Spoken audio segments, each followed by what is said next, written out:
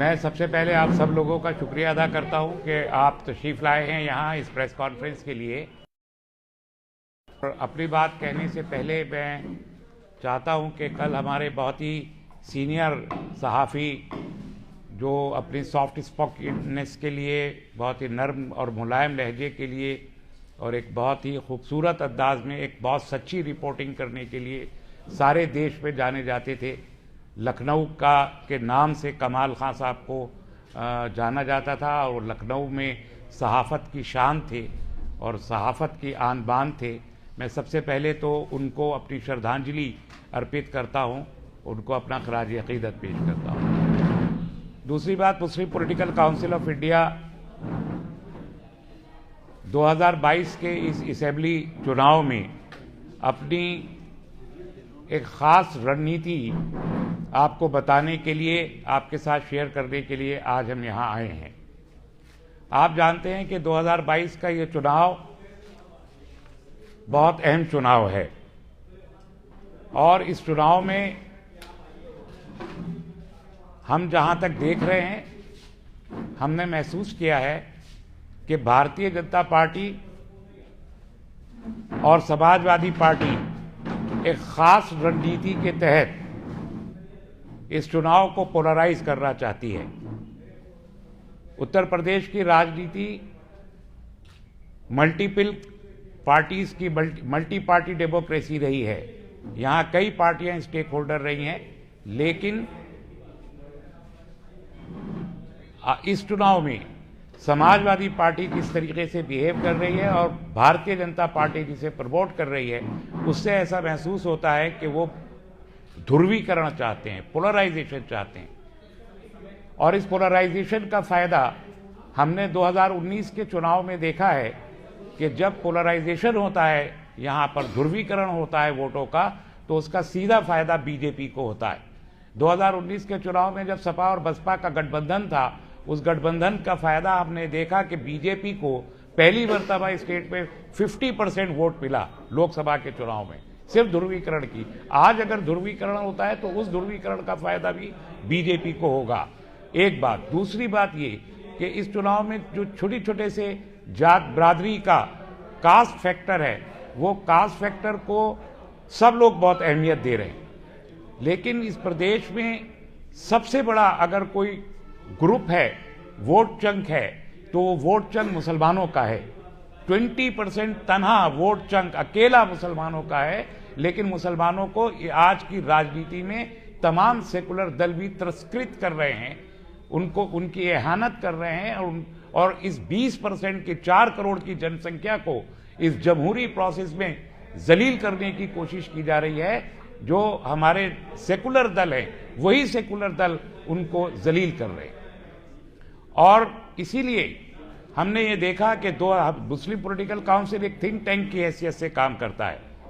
2002 से लेके अब तक 20 साल में जो 8 चुनाव हुए हैं यहाँ, उन 8 चुनाव में लोकसभा का और असेंबली के जो चुनाव हुए, हमने उन सब का एनालिसिस किया है और उन एनालिसिस की बुनियाद पर हम ये कहते हैं कि जो 140 यहाँ पर पिछली मर्तबा 2017 का अगर मैं अकेले बात करूं, तो सिर्फ 2017 के चुनाव में 140 सीटों पर 172 उम्मीदवार मुसलमान खड़े हुए थे। कांग्रेस, सपा, बसपा और आरएलडी, इन 4 पार्टी की मेन स्ट्रीम पॉलिटिकल पार्टी से 172 उम्मीदवार खड़े हुए, लेकिन उनमें से सिर्फ 24 जीते। और अगर आप गौर से उनके पूरे स्टैटिस्टिक्स देखें, मेरे पास रिपोर्ट्स है, मैं आपको दिखा भी सकता हूं, आपको दे भी सकता हूं। 84 उम्मीदवार, 84 मुस्लिम उम्मीदवार जो सिंगल कैंडिडेट थे अपनी कॉन्स्टिट्यूंसी पे, कोई दूसरा मुस्लिम कैंडिडेट वहां पे नहीं था। 84 कैंडिडेट सिर्फ 2% वोट से हार गए, यानी 24 जीते और 84 2% से इसलिए हार गए कि उन सीटों पर इन्हीं सेकुलर पार्टी के जो दूसरे कैंडिडेट थे, उन्होंने वोट लेकर इन 84 मुस्लिम कैंडिडेट्स को हराया। अगर सेकुलर पार्टीज उस वक्त एक स्ट्रेटेजिक अंडरस्टैंडिंग के साथ कैंडिडेट लॉन्च करती, तो 2017 की असेंबली में कम से कम 108 मुस्लिम एमएलए होने पॉसिबल थे, लेकिन सिर्फ 24 आए। इसके साथ 64 कैंडिडेट थे जो थर्ड पोजीशन पे थे, 5% वोट भैया 6% वोट के अंतर से हारे थे। तो अगर इस प्रदेश में मुसलमानों का प्रतिनिधित्व लेजिस्लेशन में, विधायिका में कम करने की ये जिम्मेदारी पूरी की पूरी सेकुलर पार्टियों पे आयद होती है। इन सेकुलर पार्टियों ने एक स्ट्रेटेजिक तरीके से इस तरीके से कैंडिडेट्स लॉन्च किए हैं कि मुस्लिम कैंडिडेट इलेक्शन लूज कर जाएं, और उसका नतीजा ये होता है कि 24 लोग, क्या जितना कम प्रतिनिधित्व पिछली लोकसभा में, पिछली असेंबली में मिला, उससे पहले कभी नहीं मिला। इसलिए हम ये कहना चाहते हैं कि सेकुलर पार्टी जो मसीहा बनती हैं, मुसलमान, मैंने कहा 20% मुसलमान भी इस प्रजातंत्र का, इस लोकतंत्र का एक अहम हिस्सा है। हम कॉन्स्टिट्यूशनल डेमोक्रेसी हैं, हम कॉन्स्टिट्यूशनल सेकुलर सोशलिस्ट कंट्री हैं, और एक सेकुलर सोशलिस्ट कंट्री में तमाम तबकात की साझेदारी को यकीनी बनाना राजनीतिक दलों का काम होता है। लेकिन राजनीतिक दल अगर ईमानदारी से काम न करें तो इसका सीधा मतलब ये होता है कि वो किसी एक वर्ग विशेष को टारगेट करके उसका प्रतिनिधित्व कम करना चाहते हैं, और इसका बड़ा सीधा मतलब ये होता है कि देश के कॉन्स्टिट्यूशनल सेकुलरिज्म को वो नुकसान पहुंचाना चाहते हैं। और इसलिए हम ये आज ये कहते हैं कि जहां एक तरफ भारतीय जनता पार्टी ने पिछले इलेक्शन में, 2017 के इलेक्शन में बीजेपी ने जानबूझ के एक मैसेज डिक्लेयर किया, एक मैसेज दिया कि वो सिर्फ 313 सीटें जीत सकती है मुसलमानों को कोई भी प्रतिनिधित्व दिए बगैर। वो भी बता रहे प्रतिनिधित्व दिए बगैर, ये मैसेज दिया बीजेपी ने कि मुसलमानों को एक टिकट दिए बगैर 313 सीटें जीती जा सकती हैं। और आज उस मैसेज को सेकुलर पार्टियों ने एक्सेप्ट किया है, और उसको एक्सेप्ट करने के बाद उन सेकुलर पार्टियों ने भी मुसलमानों को नजरअंदाज किया है।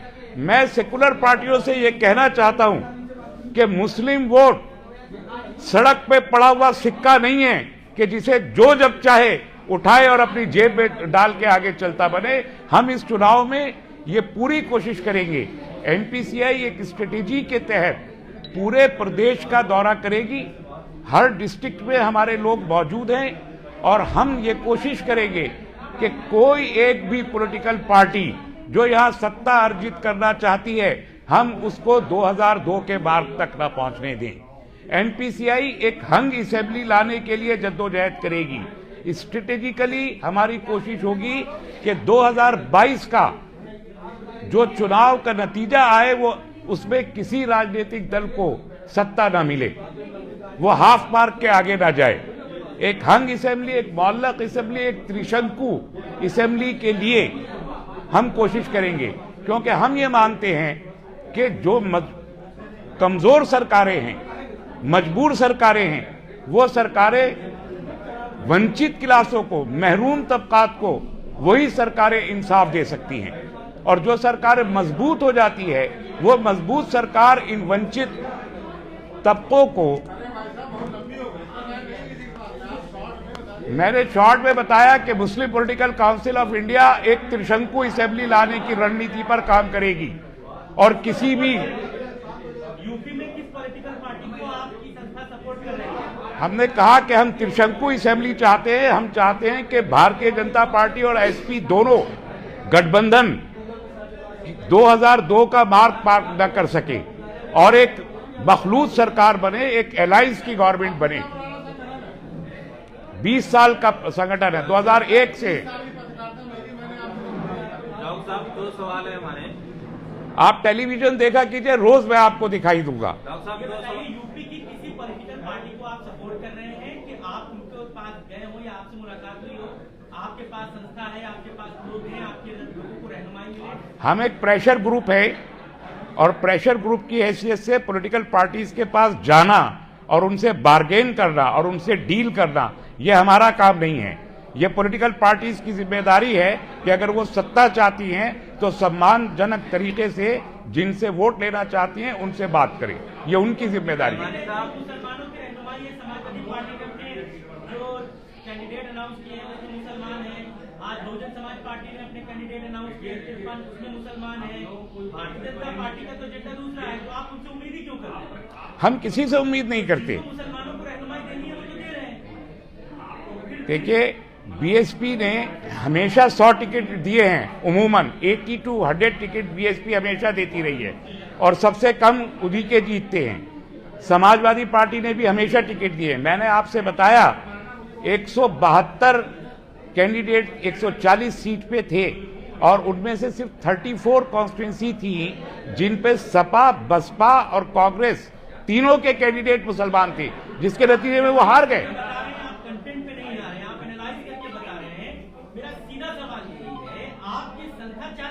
हमारी संस्था त्रिशंकु असेंबली चाहती है। आपके चाहने से ऐसे कैसे काम होगा भाई? जिन पॉलिटिकल पार्टीज को मुसलमानों को टिकट देना है वो दे रहे हैं, फिर उसमें आपका कोई रोल नहीं है। आप या तो भारतीय जनता पार्टी पे प्रेशर बनाइए कि मुसलमानों को टिकट दें। भारतीय जनता पार्टी का तो एजेंडा ही दूसरा है। देखिए, भारतीय जनता पार्टी का एजेंडा, आपकी ये कोशिशें, मैं भारतीय जनता पार्टी के एजेंडा पे बात नहीं कर रहा, वो सब जानते हैं, वो खुली बात है। आज अगर 80 सीटें भारतीय जनता पार्टी 80 सीटों पर मुसलमानों को उम्मीदवार बनाए, मुसलमान शायद उनको भी वोट दे दे, लेकिन उनका एजेंडा मालूम है। असल सवाल सेकुलर पार्टियों की क्रेडिबिलिटी का है। मुसलमानों को टिकट देना मसला नहीं है, मुसलमानों को जिताना मसला है। इन्हीं सेकुलर पार्टी, मैंने जो असल कंटेंट आपको दिया वो ये है कि सेकुलर पार्टियों की वजह से ही मुसलमानों का प्रतिनिधित्व असेंबली में कम होता रहा है, क्योंकि वो एक ही सीट पे मुख्तलिफ अपने 3 या 4 उम्मीदवारों को टिकट देते हैं।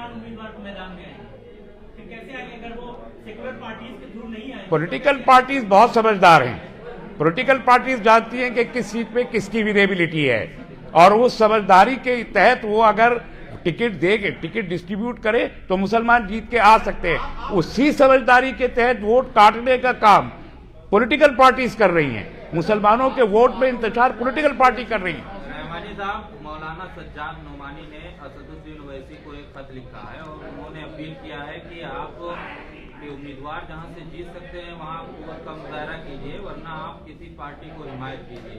ऐसे वक्त में आप प्रेस कॉन्फ्रेंस कर रहे हैं और आप एक बात ये भी कह रहे हैं कि पोलराइजेशन की सियासत ना हो। अब आपकी पार्टी का नाम मुस्लिम पॉलिटिकल पार्टी है, आप क्यों नहीं जमहूरी मुल्क में एक जमहूरी नाम रखते तो उससे लोग ज्यादा जीते?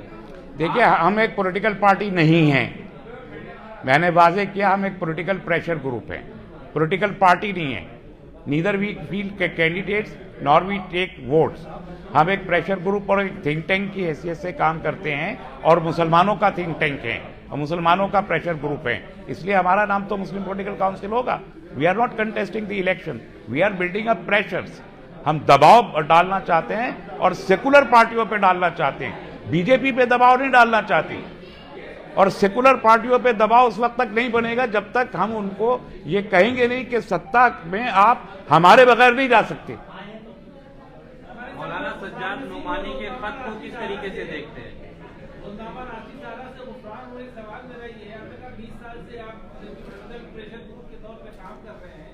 पिछली कारकर्दगी में क्या रिजल्ट रहा, जरा सा उस पर 2002 में हंग असेंबली लाने का काम हम लोगों ने किया था। मैं उस वक्त दिल्ली काउंसिल में था और पूरी स्ट्रेटेजी उत्तर प्रदेश की बनाई थी और उसी स्ट्रेटेजी के तहत हम 2002 में हम लेकर हंग असेंबली हमने पैदा की थी।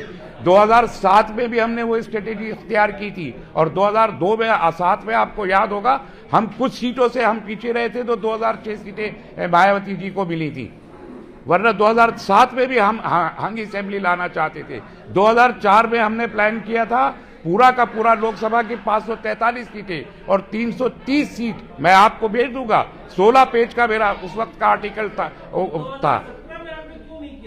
हाँ, ये हुआ कि हमने 2017 में, ये बहुत अहम बात है, 2017 में मुस्लिम ऑर्गेनाइजेशंस ने कोई रोल प्ले नहीं किया और उसका नतीजा था कि मुस्लिम वोट बेअसर होकर रह गया। और आज भी मुस्लिम ऑर्गेनाइजेशन जिस अंदाज से काम कर रही हैं कि वो एक साइड वोट को बहाने की कोशिश कर रही हैं, इस पोलराइजेशन का फायदा बीजेपी को होगा। और इसलिए मुस्लिम पॉलिटिकल काउंसिल मैदान में आज आया है कि हम एक साइड वोट बहाना नहीं चाहते। मल्टी पार्टी डेमोक्रेसी अगर उत्तर प्रदेश में है तो सेकुलर पार्टियां दावेदार है, मुख्तलिफ मुसलमानों के वोटों की मुख्तलिफ पार्टियां, सबको जहां जो मजबूत है उनको वोट जाना चाहिए ताकि एक त्रिशंकु असेंबली बने फिर से। और मैं वादा करके जा रहा हूं आपसे, आज आप उससे पूछ सकते हैं कि 20 साल में आप कहां थे, लेकिन मैं वादा करके जा रहा हूं, मैं 10 मार्च के बाद आऊंगा आपके पास और दोबारा बताऊंगा आपको कि हमने क्या स्ट्रेटेजी इख्तियार की है। मैं सारी स्ट्रेटेजी आज आपको खोल के बताने वाला नहीं हूं, लेकिन 10 मार्च से पहले, इलेक्शन का रिजल्ट आने से पहले आऊंगा आपके पास, दोबारा प्रेस कॉन्फ्रेंस करूंगा, आपको बताऊंगा। और उसके बाद जब 10 मार्च गुजर जाएगा तब तीसरी बार आऊंगा आपके पास और आपको बताऊंगा कि हमने क्या किया है। हर एक डिस्ट्रिक्ट में हम असेंबली वाइज काम कर रहे हैं, ऑलरेडी हमारे लोग वहां काम कर रहे हैं और रिजल्ट बताएगा कि कैसे एक हंग असेंबली लाई जाती है, हमारे पुराने तजुर्बे और उसी से काम ले। आज ये बताने के लिए आए हैं कि हम एक हंग असेंबली लाने के लिए पूरे तरीके से तमाम पॉलिटिकल पार्टी समझ लें कि एक हंग असेंबली लाने की कोशिश करने वाले लोग भी इस उत्तर प्रदेश में मौजूद हैं। सोल्यूशन कुछ नहीं हो रहा। हंग असेंबली आए उसके लिए आपकी सरकार क्या कर रही है? क्या, मैं फिर वही बात आपसे पूछ रहा हूँ, क्या आप पॉलिटिकल पार्टी से बात कर रहे हैं, आप अपने कैंडिडेट उतार रहे हैं, क्या करेंगे आप कि हंग असेंबली आए या ये जो एजेंडा है वो खत्म हो, या फिर दुआ कराएंगे? क्या करेंगे आप, क्या करेंगे आप? प्रॉब्लम बता रहे हैं, सोल्यूशन भी बता रहे हैं। दुआ कराने का काम तो मेरा नहीं है। आप करेंगे क्या? आपकी बात अगर समाजवादी पार्टी माने तो क्यों माने? हम में से नहीं, मैं समाजवादी पार्टी से, बीएसपी से, कांग्रेस से कोई बात नहीं कर रहा हूँ। प्रॉब्लम बता रहे हैं आप, सोल्यूशन बताइए। मैंने कहा मैं किसी पार्टी से कोई बात नहीं कर रहा हूँ। एक मिनट, सवाल पूरा लीजिए। आप तो सुने नहीं है, आप शांत रहिए। आपने नहीं, आप शांत रहिए, बात कर रहे हैं ना, आप अपना शांत रहिए, आप शांत रहिए, आपसे बात करने नहीं आए, शांत रहिए पहले तो आप। You are not a press conference, आप बिल्कुल शांत रहिए। हाँ तो आप हमको शांत नहीं करा सकते, आप शांत बैठिए।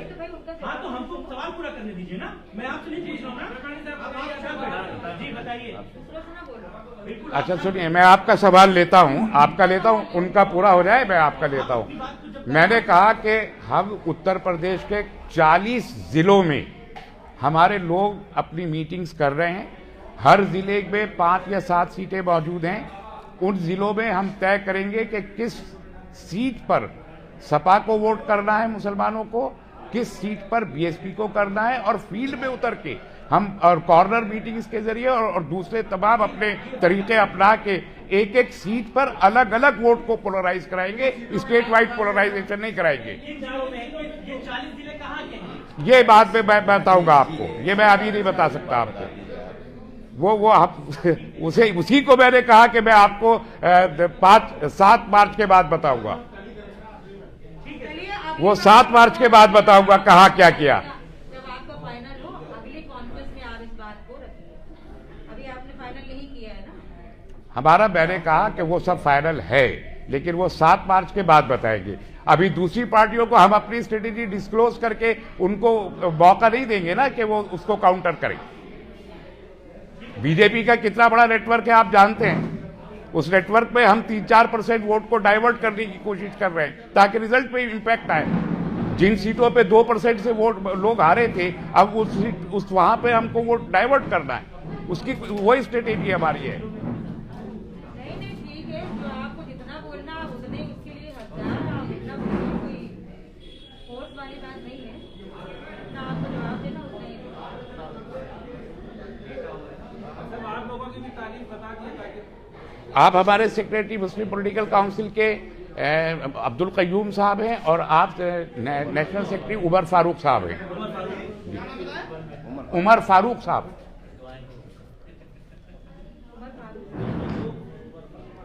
और दुआ करवाने वाले लोगों ने जो है वो खत लिख के भेज दिए, जिन्होंने सवाल अभी पहले किया था, वो दुआ कराने वाले लोग हैं, उन्होंने खत लिख के भेज दिया अवैसी साहब को।